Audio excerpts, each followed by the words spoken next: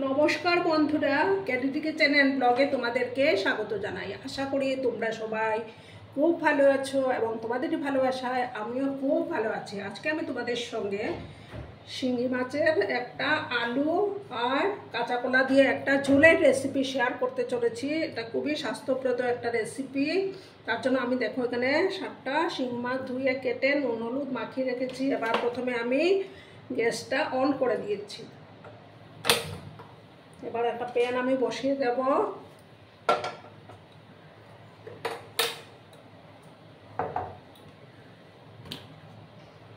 প্যানের মধ্যে আমি তেলটা দিয়ে দিলাম। আমি এই রান্নাটা কিন্তু সর্ষের তেলেই করব।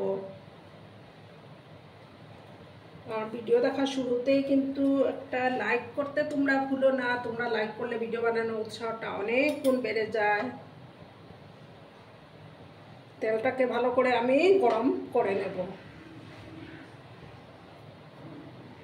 আর বন্ধুরা, ভিডিওটা একদম স্কিপ করো না, সম্পূর্ণ দেখার অনুরোধ রইল।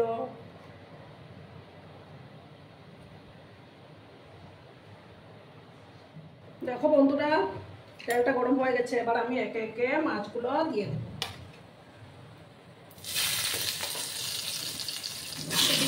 আমি মাছগুলো দিচ্ছি, কারণ যেহেতু এই মাছের মধ্যে কোনো আঁশ নেই, ফুটে এসে করতে পারে।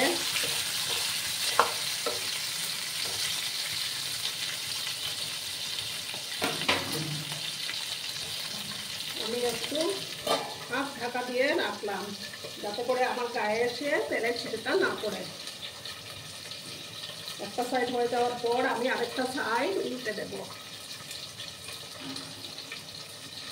এই মাছগুলো কাটা কিন্তু অনেক ঝামেলার।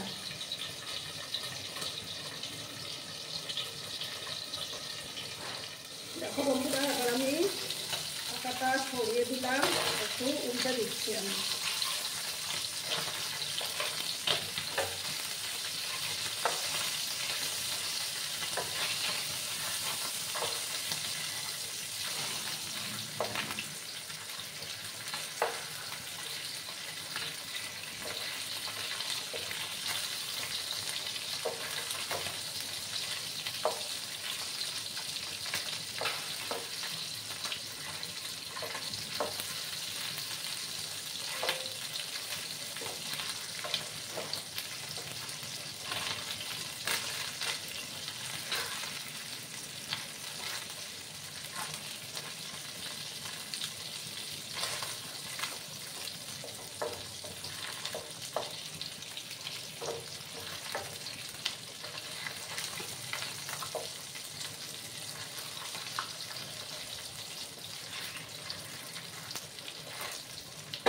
একটু সময় আমি ভাজবো, তারপর আমি নামিয়ে নেবো। ঠিক আছে, তোমরা কিন্তু সঙ্গে থেকো বন্ধুরা।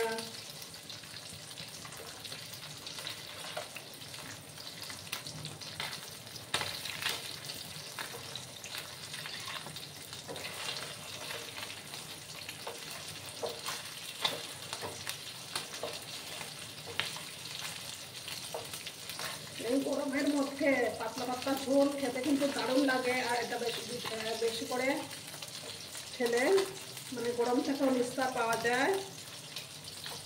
সবসময় তো বেশি মশলাদার খাওয়াও ঠিক না। এবার আমি মাছগুলোকে নামিয়ে নেব। ঠিক আছে, বন্ধুরা, মাছগুলো নামিয়ে নিয়েছি। এবার আমি সামান্য একটু তেল দেবো, বেশি দেবো না। সামান্য একটু তেল দিলাম। একদম পাতলা পাতলা ঝোলটা হবে। হাফ স্পুনের মতো আমি কালো জিরে দিয়ে দিলাম। দেখো, কয়েকটা চেনা কাঁচা লঙ্কা দিলাম, আর কয়েকটা গোলমরিচ ছোটো করে রেখেছিলাম সেটা দিয়ে দিলাম। আর দেবো আদা বেটে রেখেছিলাম, 5 স্পুনের মতো আদা বাটা, সেটা দিলাম। একদম হালকা পাতলা এটা হবে।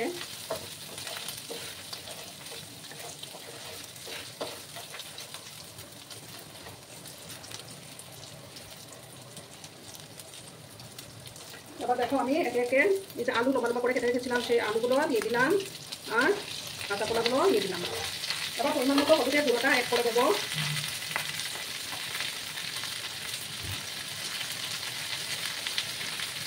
দিয়ে ভালো করে আমি মিক্স করে নিচ্ছি।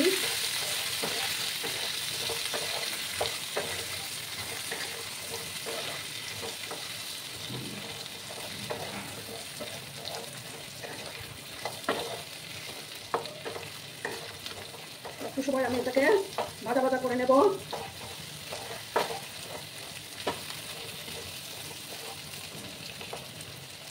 বেশি কিন্তু আমি ফ্রাই করবো না, সামান্য একটু সময় আমি ফ্রাই করে নেব।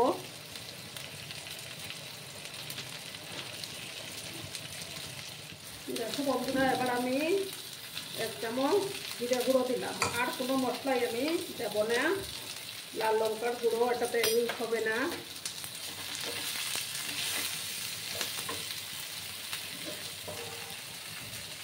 একটু জল দিলাম যাতে করে মশলাটা আমার পুড়ে না যায়। ভালো করে জিরে গুঁড়োর সাথে কষিয়ে নেব।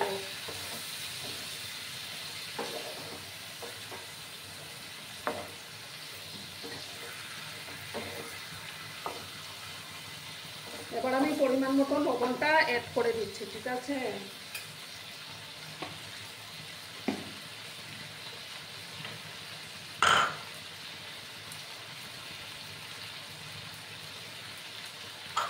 লবণটা আমি অ্যাড করে দিলাম। গ্যাসের আঁচটা কমিয়ে আমি ভালো করে কষিয়ে নেব।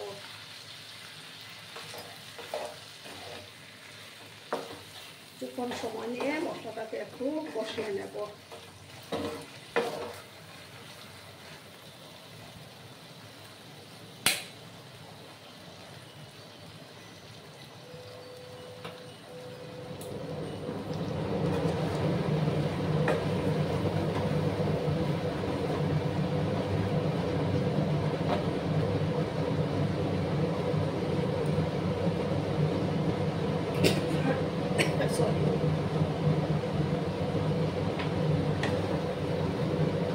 আর একটু সময় আমি কষিয়ে নেব।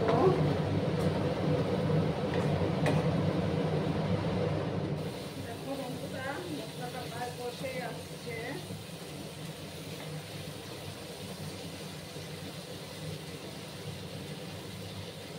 এবার আমি গরম জল দেব।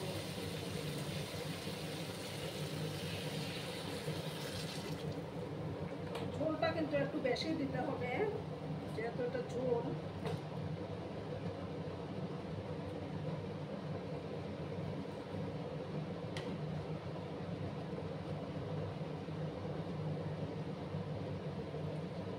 সমস্ত জলটা আমি দিয়ে দিলাম।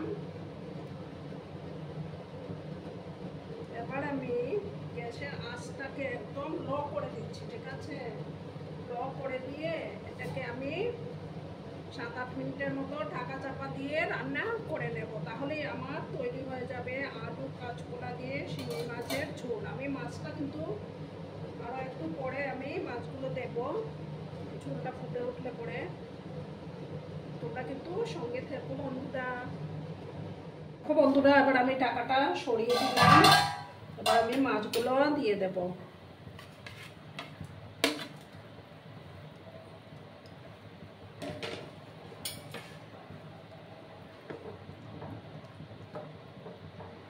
দেখো আমার শিং মাছের পাতলা ঝোলটা কত সুন্দর হয়েছে।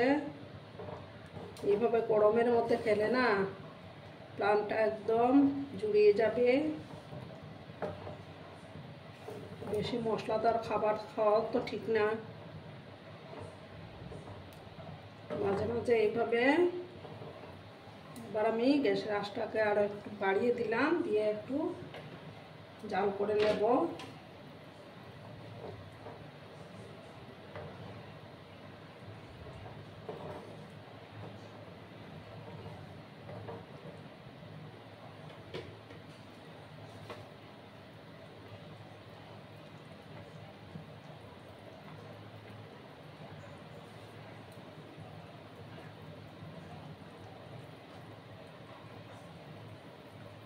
এবার আমি দেখো গ্যাসটা অফ করে দিচ্ছি। অফ করে তারপর আমি সার্ভ করে দেব।